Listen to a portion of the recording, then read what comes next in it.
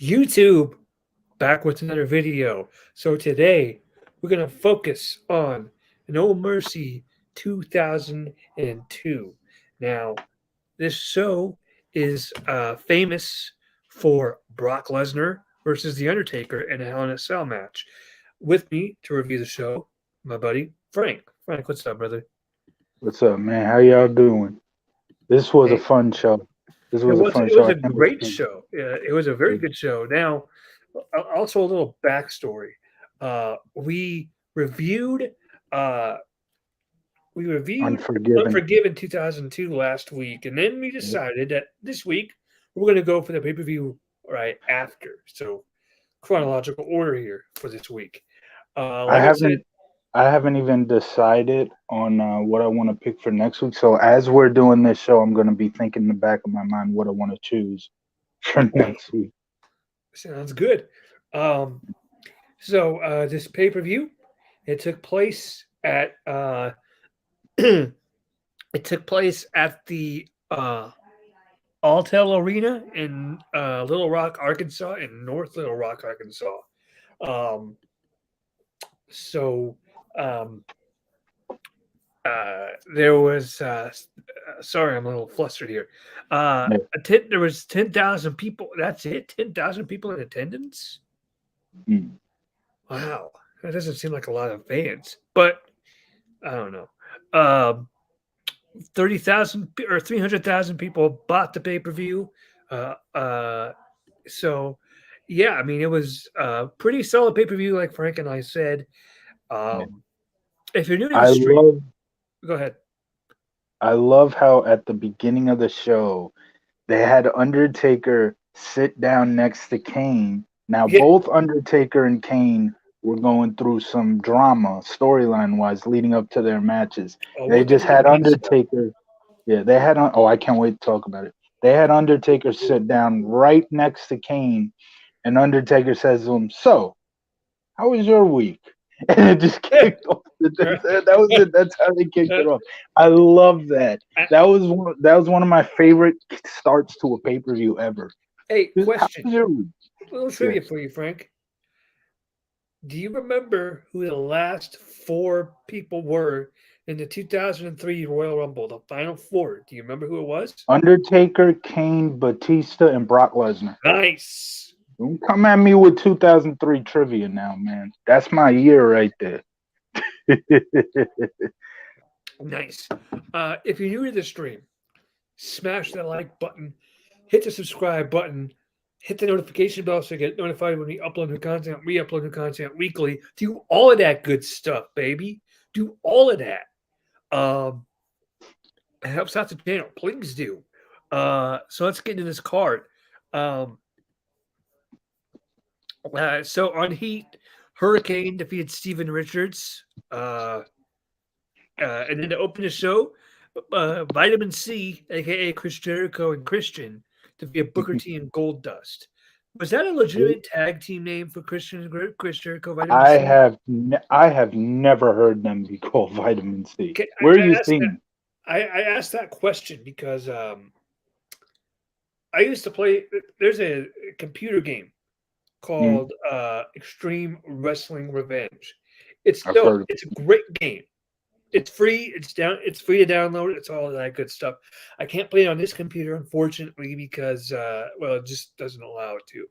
But I played it on my other computer, and if you book Chris Jericho and Christian in a tag team over there on that game, it would always call them Vitamin C. that could just be something the creator of the game came up with because I've never heard them called Vitamin C. Unless I'm They call forgetting something. they called Booker T and Goldust's tag team Black Gold. No, that's the video game creator. No, I'm That's telling the creator of the game. okay. They called Yeah. I'm trying to think of other unique team names that they came up with. I can't think of anything at the top of my head, but yeah, like I said, man, great game. I strongly recommend you go play it. It's real fun. It's not like a WWE 2K game. You're strictly the general manager. All you do is you make the cards, uh, and it simulates the matches. Hmm. So like what you do is you set up the matches and the segments, and in the matches, you set up who's wrestling who. You set up if it's for a title or not. You set up the stipulation, like the match type. You Hmm. set up you set the winner and all of that stuff, and then it does the match for you. It plays out like Right. somebody wrote out a match description, and Yeah. very fun game. Very fun game. Yeah. So yeah, like I said, Vitamin C. I'm gonna call him Vitamin C here. Screw it. Defeated Booker T and Goldust to retain the World Tag Team titles. This was a great opening match. I thought. Yeah. Real fun. Real fun. Yeah. Booker T and Goldust tag team run in '02 was one of the better things going in late Facts. '02. Great underdog tag team. Them winning the belts at Armageddon was a cool moment. Armageddon '02, not necessarily one of my favorite shows during that time. That's my favorite time period. I've said it before. 97 through '05 is my favorite time period in pro wrestling history, WWE history, I should say. And there are a few shows during that time period that I wasn't crazy about. For some reason, a lot of them are Armageddons, and Armageddon '02 is one of them where the main event was great. Booker and Goldust with that tag match, that tag team turmoil at the beginning with the great moment of them winning tag titles was great. But we'll get to that show one day. But yeah, this match was great, man. And the only problem was, thank God Chris Jericho did not break his neck when he was going for the lion salt and the fucking rope broke on him. Yeah, Oh my that goodness. looked bad. By the way, Yeah, if you see me wearing my headphones like kind of goofy like this, it's so I can hear myself talk, and so I'm not screaming and yelling. yeah, That's why I'm doing that, because I tend to, if I just do it like this, I feel like I'm yelling. So I gotta hear my own tone. You know what I mean? It's easier to yeah. right. Uh, Yeah. Next match on the card was this match. Tori Wilson Two defeating Dawn Marie. Oh boy. One of the best angles storylines of I talking about again the late 2002 and early 2003. This storyline between Dawn and Tori involving Al Wilson, may he rest in peace. And I mean legit, may he rest in peace. Yeah, he died on SmackDown, but in reality, of all the days too for that dude to pass away, he passed away the day Tori went into the Hall of Fame. Oh wow. But Oh yeah, I heard yeah, about that. I yep, heard about yep. that. That was a Um, bittersweet thing for her. that Wow. that was that's terrible. But this storyline tremendous, and the match itself, I think the storyline made it better. Probably not that great without the storyline, but that's the thing. It's not about them going out there putting on holds on each other, doing Yeah. cool looking wrestling moves. The storyline made this match. I would say the same thing for their Rumble match. May mention Rumble '03 again. Um, the This was not for No Mercy. This was for leading up to the Rumble match. But the scene in the funeral Oh parlor boy. was so good. Yeah, That was so good. that was Days of Our Lives level acting right there. Exactly. It's the same thing. It's a television As show. the world turns level acting. Yeah. Yeah. There's nothing different. It was a solid. Look, Tori Wilson and Dawn Marie, they are not going to be Frank Gotch and No. No, or and nobody's expecting them to be. facts. They're not going to be, like Kurt Angle. If you're expecting a Kurt Angle versus Chris Benoit type style match with Dawn Marie and Tori Wilson, sorry, not going to get that. But they I'd rather delivered very well for what they for with what they had. I'd rather see two, I guess we'll call them non wrestlers, even though they technically are wrestlers. Well, They they don't are give you the wrestling. I technical. mean, Yeah, that counts as a they. wrestling.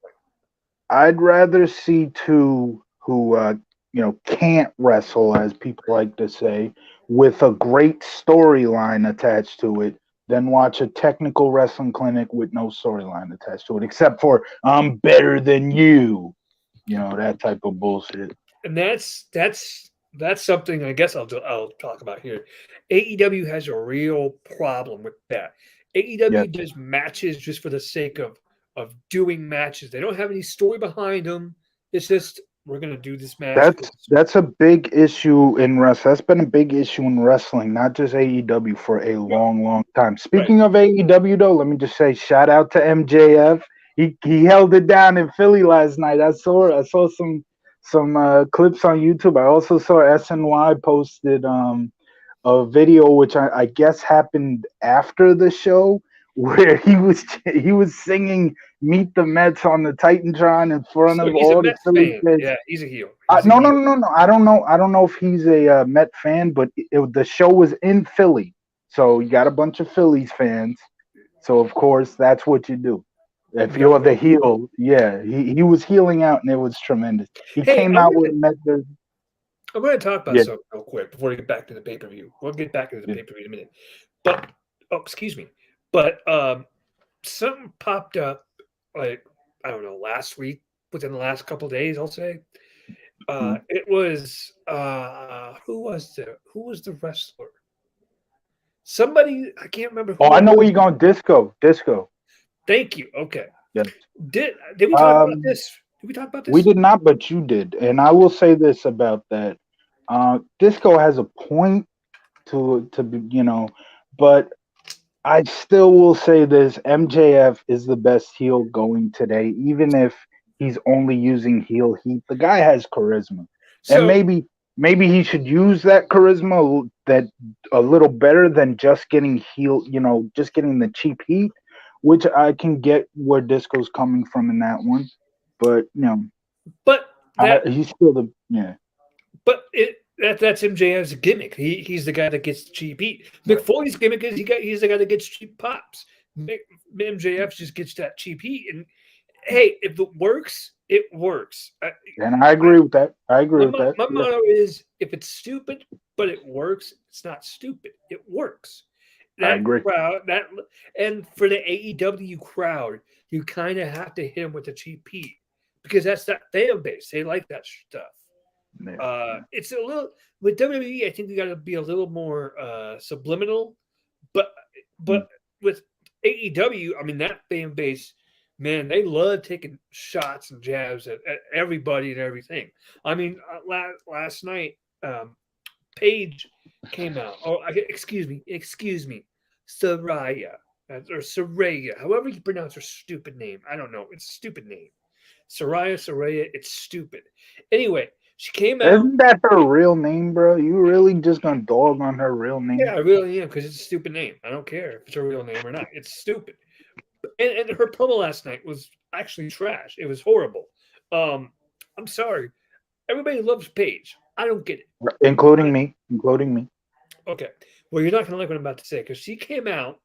I didn't see the promo, so I can't really talk on it. She So came out and she was cutting a promo and Britt Baker and her little friends came out, whatever. And then Paige said, "It's so nice to have a boss." She oh was yeah, I saying saw like, that. yeah, it's so nice to Yeah. have a boss that finally listens to me. Like, look, No, I you agree ain't with you on that. Everybody in AEW who goes from WWE to AEW or anywhere in general, when they leave WWE, they got to take their pot shots at either the right. Well, company my thing is, or Vince. you need to shut your mouth because there is a reason why management in WWE didn't listen to you. Maybe it's because your ideas sucked. Maybe it's because your ideas were stupid. Maybe it's because they didn't want to hear you. Maybe because that wasn't your job to throw out ideas like that. So That goes maybe for that doesn't just go for no, it for goes for Paige. everybody. It goes for It goes everybody. Yeah. and AEW is living proof. Not living proof, it's not a living thing, but AEW is proof that not every single wrestler should have creative control or any control.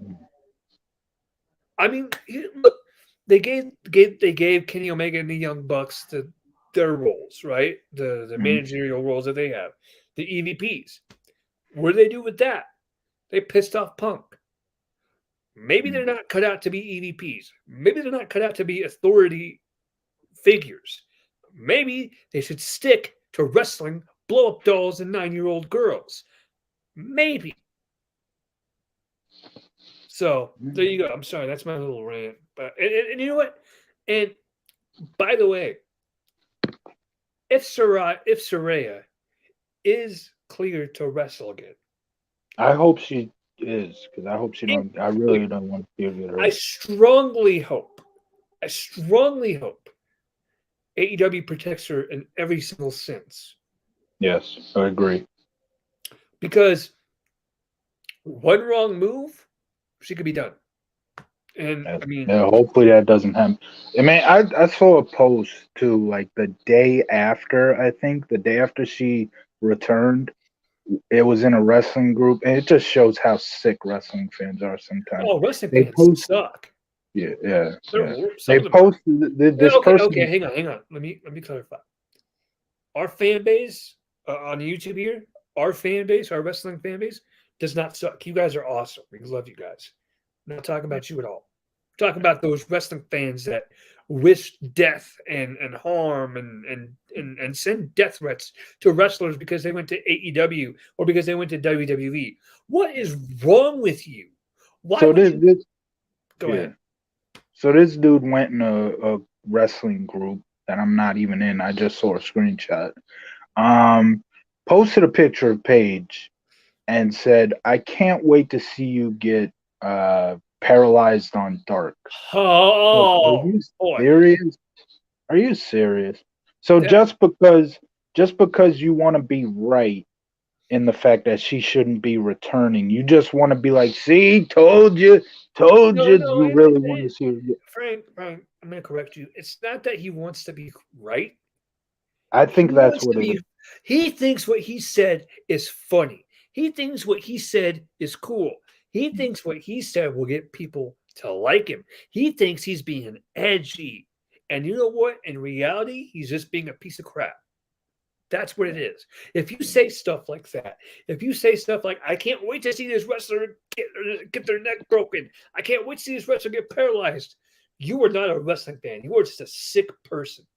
And you need help. Yeah. Anyway, let's get back to the show. I think we've done enough ranting here.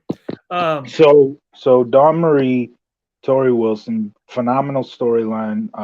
We're going to talk about another phenomenal storyline that gets trashed a lot later in this show. But yeah, we'll move on from that. Next match was Rob Van Dam defeating Ric Flair. This was pre-Evolution, but Evolution started on this night. Well, no. Evolution started in like January, but the official, I said in our Unforgiven review, the unofficial debut for Evolution was that night, Unforgiven, when Flair joined Triple H and stuff. I think I know where you're going with this because doesn't Orton and Batista, I think, interfere in... No, they don't. I don't even think they were even on the show. Yeah, this was like, I'm talking about... I think Flair interviewed... Flair interrupted the main event, and that's kind of the building blocks of Evolution right there. Well, but here's the official beginning of Evolution. It was, I think, the night after Royal Rumble. So this would be like January 20th, 2003. Tommy Dreamer comes out, and I think he's supposed to have a match. Triple H, Batista, Flair, and Orton all come out. Triple H beats the shit out of Tommy Dreamer. Triple H then cuts a promo, and at the end of the promo, he says, "So when you wake up one night, laying in a hospital bed, not knowing what happened or something like that, just know that Evolution has passed you by." That was the official beginning of Evolution. Yeah. This match was a great match. Ric Flair was a great veteran, and he worked with a young guy and Rob Van Dam. Their styles actually matched pretty well. I thought it was a pretty decent back and forth. Give your thoughts real quick while I go use the restroom. Okay, I thought this match was okay. Nothing like too special of it. it does have the good. So this was, of course, because again, Ric Flair uh, cost RVD the title at Unforgiven. That was a great way to build that up. But personally, I would take, and I know a lot of people would disagree with me on this one. I would take the prior match. Tori Wilson and Dawn Marie had a much more interesting storyline behind it. I would take this match over that match over RVD Ric Flair, but that's not knocking this match because this match was okay. They both were similar, not like too special of matches. I mean, they're undercard matches. What do you expect? You're not going to get an epic match of the year on the undercard, but they were okay. This match was okay.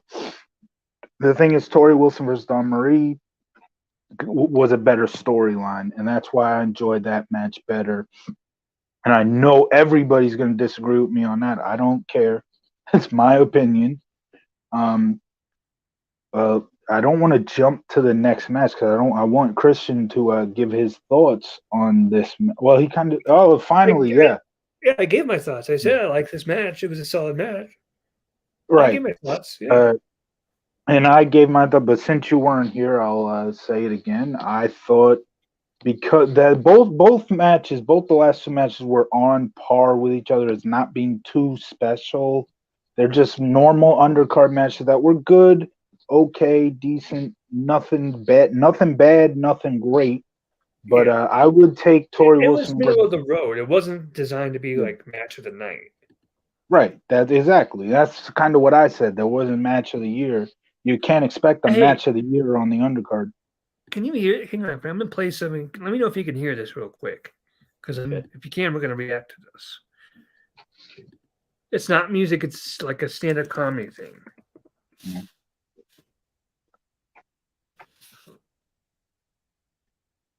Oh, we got Maglife in the building. Can you hear this? What up, Maglife? Can you hear this?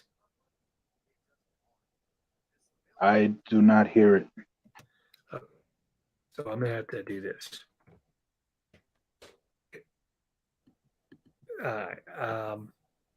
Make sure my mic's still on. Am I still good? Yeah, you're good. I hear you. Cool. There we go. Maglife. When you have this kind of power, all you have to do is show up and win. Yeah? I tried clicking on it, but there it is. Okay. Yeah. Yeah. I mean, that's true. I mean, they could basically book themselves to win whenever they want and book themselves to never lose. So before you were going to, I wanted to say, both the matches were decent, but I take Tori and Dawn over it just a bit because that had a better storyline. Yeah, I was gonna say, I don't remember the story for RVD and Flair. Well, essentially, it was just this match was put on the card because Ric Flair cost RVD the title at Unforgiven. Okay. So that's why, yeah. So yeah. It definitely deserves its place on the card for that. Yeah. But yeah, in terms of storyline, Tori Wilson Dawn Marie was more interesting, and that's why I'd take that match over Van Dam and Flair. Yeah. Next match was Jamie Noble defeating Tajiri. Yeah. To retain, right? To retain? Yep. To retain the Cruiserweight Championship. And Jamie Noble, he's your boy. Or no, that was Jimmy Wang Yang. Sorry. No. Jamie Noble, boy. That's how he said it. Jamie Noble, boy. Wasn't it? What did Jimmy get? Jimmy? Did Jimmy Wang say, I'm your boy? No. That probably was Jimmy Wang Yang. But you were on the right track because Jamie Noble used to say, Jamie Noble, boy. That's how he. Can we talk? Yeah. Can we talk about the pairing of Jamie Noble and Nydia? How awesome that was! That was fantastic. That was absolutely wonderful. I loved he was like the abusive boyfriend to her, like verbally. And, it was hilarious. And you know what? This match was actually great. It had everything. It had the classic wrestling. Yeah. Plus, it had a good story. It had good characters.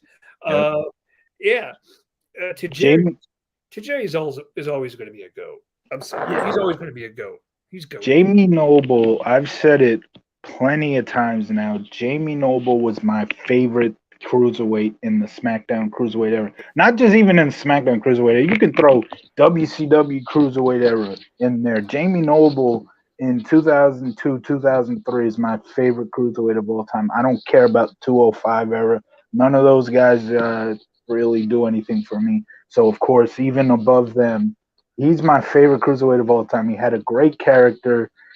His cruiserweight title run was great because of that character. The storyline running with Nydia and then the breakup with Nydia that culminated at No Way Out 04, first pay-per-view I ever ordered on TV. Love it. I love Jamie Noble, and I love when he was with Nydia, when they broke up, all that. And yeah, this match was really good. One of my favorite cruiserweight matches of that time period. These guys were like the cornerstone of the cruiserweight division. These guys, Billy Kidman, Rey Mysterio, and Chavo, they were like that. They were the cruiserweight division at this time. And like I said, match was awesome. It was hilarious. Yeah, like I said, I love the pairing of Nydia and Jamie Noble. That was great. Nydia should have been women's champion at some point, I feel like. Yeah. I mean, but the problem is when she split from Jamie Noble, they did not come up with anything for her after that. Right. They tried moving her to Raw, but she became an afterthought on Raw. So she did. It's a shame. It's one of those creative has nothing for you situations. She was Victoria's little sidekick, pretty much. Yeah, for a little while. I know she was in the Diva Dodgeball thing at SummerSlam 04. That's about the only thing I remember from her Raw run. Let me guess, Frank. What? You liked the Diva Dodgeball segment. It was okay. It was how do you put it? It was just a cool down situation to get everybody ready for Orton, and it was right before Orton and Benoit, right? I believe so. Yeah. So it was in between both of the world title matches. So I get it. It was to cool the crowd down. It's not something that I would say was like the best part of the night, but it was okay. It was okay. I know people will hate it because they're not wrestling. What is this dodgeball stuff? It's supposed to be wrestling. Blah, blah, blah. I actually got to call you out, Frank, because you said something right there.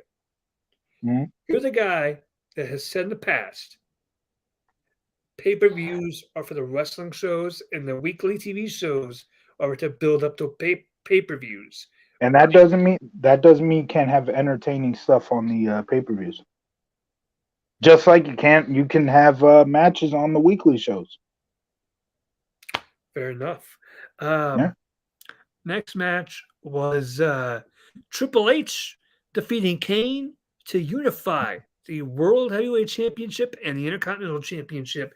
And yes, folks, yes, we are going to talk about the infamous Katie Vick. Classic Katie Vick angle.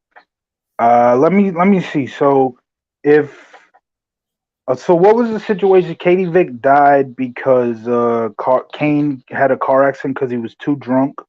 So if this happened on a TV show, it's a great story, right? A normal television show, like nobody would bat an eye, right? Contender for the WWF title, The Rock just beat The Undertaker. As I was saying, if it happens on a television show, it's a great story, right? But when it's pro wrestling, oh no, that's too real for us. That's too real for us. As if Katie Vick is a real human being who actually really died in a car accident. Come on now, this angle was. Whoa. The thing was, people know Katie Vick was fake. It was a fake doll. I mean, even if Katie Vick was a legitimate fictional character that really did die in a car accident, which technically that's Triple H brought out the doll to make fun of the situation. That Katie Vick was not really the doll. Katie Vick, in storyline wise, did die in a car accident, but Triple H brought that doll out to make fun of the situation. Yeah, which Triple H once said. Triple H has said the problem was Vince, at least for the funeral thing where Triple H, kind of mockingly has sex with the doll. He said the problem with that is Vince wanted it to be like serious when it was supposed to be funny. And maybe that is one thing I can agree with. Maybe they should have went a different way with that, made it a little more funny, not serious. But that's for that scene. As for the angle itself, the angle itself was great. The angle got over pretty well. Not People still talk about it to this day. it's That'll tell you. a memorable angle. It's infamous. Yeah. So Yeah. It's and the match, infamous, but people act like it's one of the worst angles ever. It's not. people overreact. But Yeah, the match itself was actually pretty solid. Triple H and it Kane. was. I like the match. Me too. I thought it was good.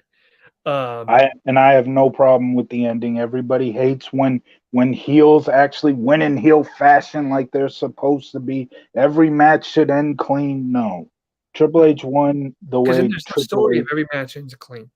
exactly. Triple H won the exact way that he should. And then he forfeited the Intercontinental title. Yeah, that was the end of the IC title until Stone Cold brought it back Judgment Day 2003. Mm-hmm. Next match was Chris Benoit and Kurt Angle defeating Edge and Rey Mysterio by submission for the tag team titles. And man, Ladies and gentlemen, the match of the freaking year right here. yes. Anyway, it's ridiculous how anybody can put this as the match of the year over Rock and Hogan. Like, come on now.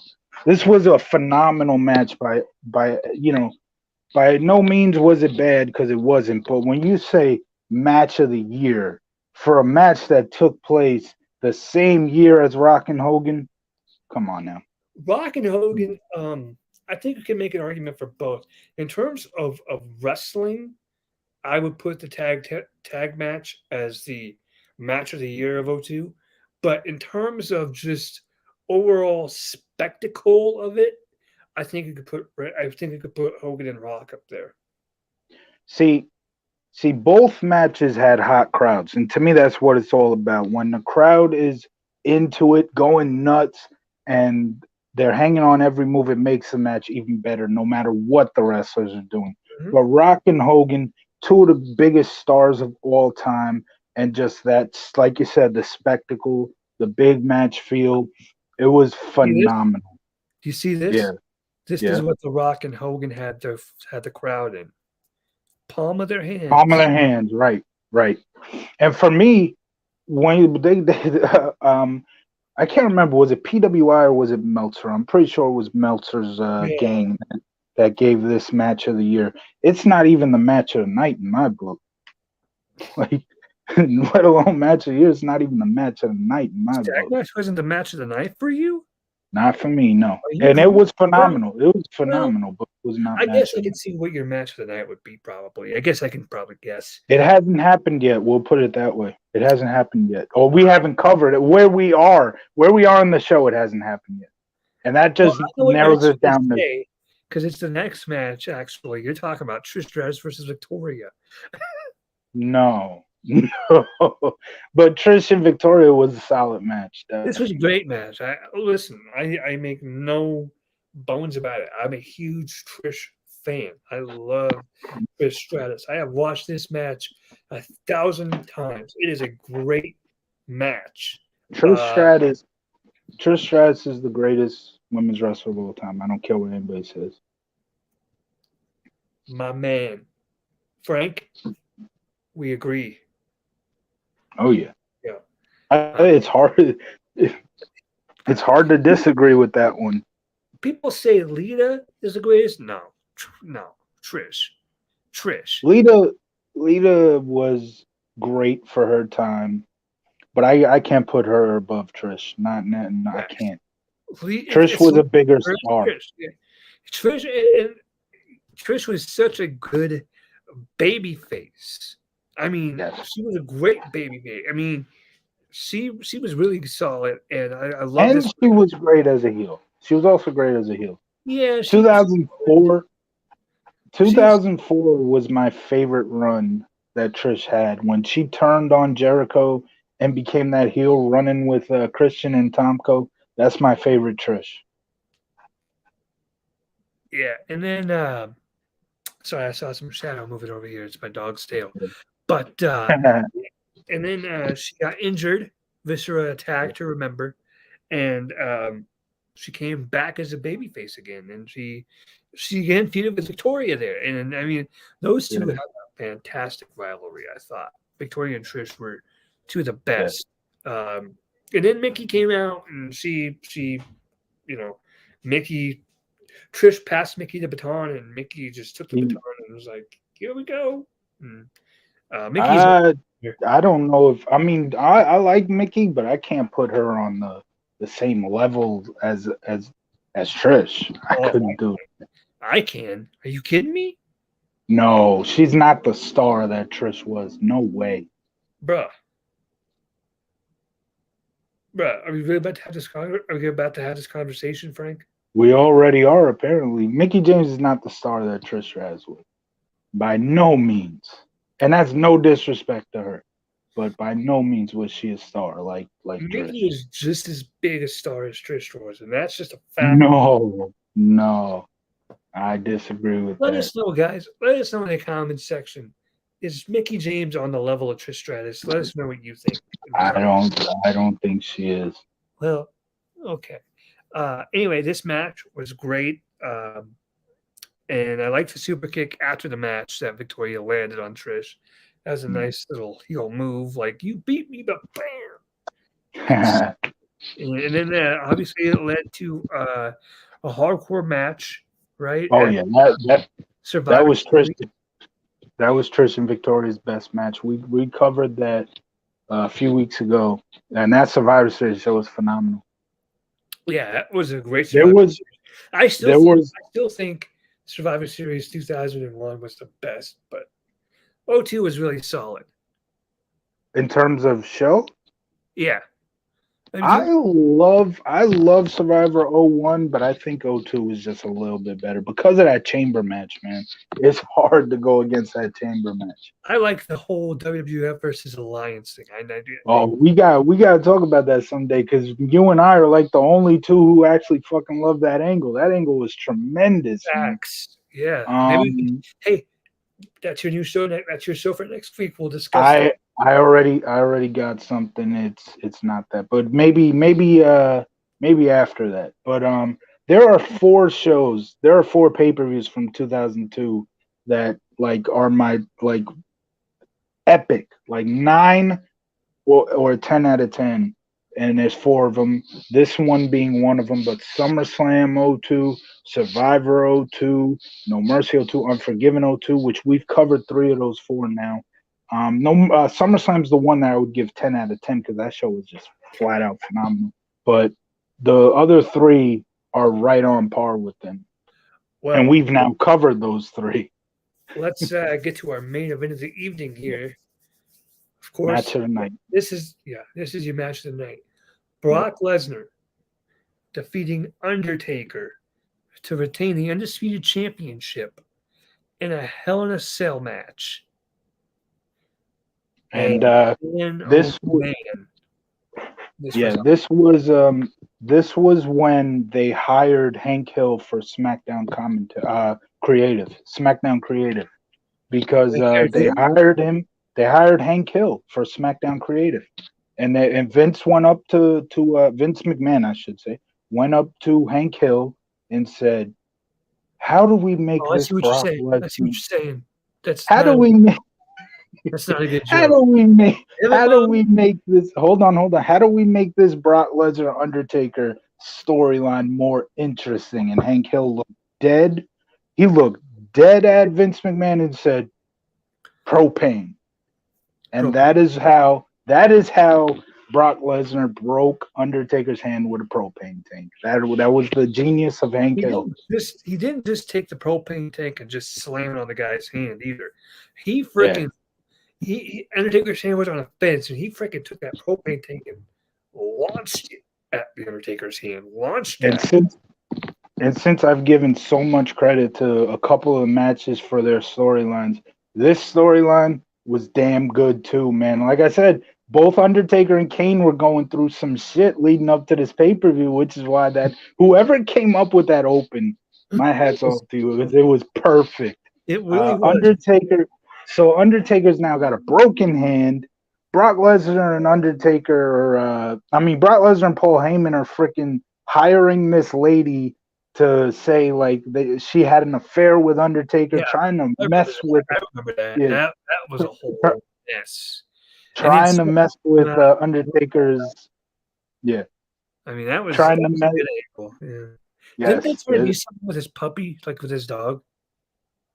his puppy. Are you thinking of 2003 when they were doing the crates and one of the crates had a puppy in them? That was Paul Heyman kept giving the crates to Undertaker. Yeah, maybe that's what I'm thinking of. Yeah. But yeah, no, that wasn't that. But yeah, this storyline was so good. Undertaker, Brock Lesnar and Paul Heyman just messing with his relationship with Sarah, trying to say Undertaker had an affair with this woman. Blah blah blah. They break his hand, and then just phenomenal. And the match itself was great. Hell in a Cell matches are always going to be fun, always going to be brutal and physical, and this was no exception. Both men bled in this match, both men really brought it, and it was a great main event. Of course, the story of the match was Brock Lesnar working on Taker's hand. And then at one point, Undertaker grabbed Paul Heyman by the tie and slammed him into the cage, busting him open. That was a cool little moment. I will say this about Hell in a Cell matches. I like back in the day when a Hell in a Cell was meant to end a blood feud, not be a pay-per-view in its own right, where no matter what the big feud is in October, it's going to be a Hell in a Cell match. It could be a brand new feud. It's going to take place in a Hell. Not this year. This year's October pay-per-view is Extreme Rules. Right. So, a Hell in a Cell was what was that? We covered this year's Hell in a Cell. Yeah, that was June. Hell in a Cell was like June. Something like that, yeah. The Hell in a Cell nowadays, and I said this about ladder matches when we covered Money in the Bank too. It's just overdone nowadays, and making it a pay-per-view was the problem. If you've seen one Hell in a Cell match, you've seen them all nowadays. June 5th was Hell in a Cell this year. Yeah. So yeah, that's how I feel about Hell in a Cells now. If you've seen one, you've seen them all. Pretty much. So you said that this one gets a 9 out of 10? You said this was a 9 or 9.5, I think 9, yeah. This was up to that top. It was a very good show. What'd you say, an 8? I'll give this one an 8. Okay. So I said I came up with a show for next week. I'm literally looking at the thumbnail on it right now on Peacock. It recently came up because this Facebook page, Wrestling Glory Days, made a post about it. The main event match for this show. It is a weekly show. And I posted it in the brand. I posted the post about this match, shared the post, I should say, in this wrestling group called The Brand, which for those who don't know, Vince Russo's podcast is called The Brand. And this group is a Vince Russo group. That Vince's official page, he is in that group. He sometimes posts, and I'm guessing he sees the posts that are in the group. So he probably saw the post that because I shared it, and but he was talking about it on his latest Sports Keto Raw reviews, which got I don't watch or read or listen to Vince Russo at all. So yeah, I do. And so when that happened and the Wrestling Glory Days guy found out about it, he got all mad. Oh, Vince Russo's reading my post, blah blah blah. He probably jumped in the comment section as some, how you say when you got some burner account, blah blah blah. It's Fake like, account? yeah, Some fake bot? account. Yeah, because he said he never saw Vince Russo in the reactions or the comments. Right. And that's why when I saw that, I was like, Vince probably saw the post because of my sharing it into the brand group. I have no idea though, because when I actually watched the Sportskeeda thing where it came up during that podcast, uh, Dr. Chris, I forgot his name, his co-host on there, actually brought it up, not Vince. But that was kind of fun. I thought that was so funny that What's the show? it's called Sportskeeda Wrestling. No, that we're revealing. Oh, yeah. So the September 4th, 2000 Nitro. I have been wanting to do 2000 Nitros for a long, long time. And that's what we're going to do. The match itself is War Games 2000, which is one of my favorite matches of that year. And Vince was right when Vince Russo, again, I keep calling guys Vince. There's two big Vinces in pro wrestling. You can't just call a guy Vince because it'd be like, who the hell are you talking about, McMahon or Russo? But yeah, Vince Russo said on the Sportskeeda podcast, which got the wrestling glory days guys all pissed off. He said this match was way more interesting than any match they're doing on Raw. He said Raw only, but you can throw in Dynamite, you can throw in Impact Wrestling, you throw in anything that happens today in pro wrestling. It was far more interesting. So I cannot wait to cover this show. And then maybe the next since So you want me to watch a 2000 episode of why Nitro? wouldn't you? Why wouldn't you? It's phenomenal. It's far better. Don't even watch Raw this week because you'll get a hell of a lot more entertainment in the 1 hour 27 minutes of the season 6, episode 36 It's an of hour Monday long. Night Night. An hour and 27 minutes. Oh, And let me just say, 2 weeks since next week you'll pick your own show. 2 weeks from the after my next show, we will do a whole episode just talking about the invasion angle. How's that? Not that's covering good. any That's show, cool. not covering any show, just talk about the invasion angle, the whole angle itself. That sounds good. So, folks, Right. we always try to do a reaction at the end of these videos for you. We can't do it. I gotta go. Huh? I gotta go. We can do a reaction tomorrow. Whatever we gotta react, we can do that tomorrow. You got 7 minutes to spare? No, I gotta go now. We can do it tomorrow. All right, we'll do the reaction tomorrow, folks. Yeah. I'm CJ. He's Frank. Next week, good God, WCW 2000. It's gonna be fun, man. Thanks everybody for Wrestling watching. as it ought to be. Thanks for watching. That should have been. Everybody comment. Hold on, before we go, that should be the tagline for any pro wrestling show from 97 to 05. Wrestling like it ought to be. Now you can go ahead. He's Frank. I'm CJ. We out. We'll see y'all tomorrow. Deuces.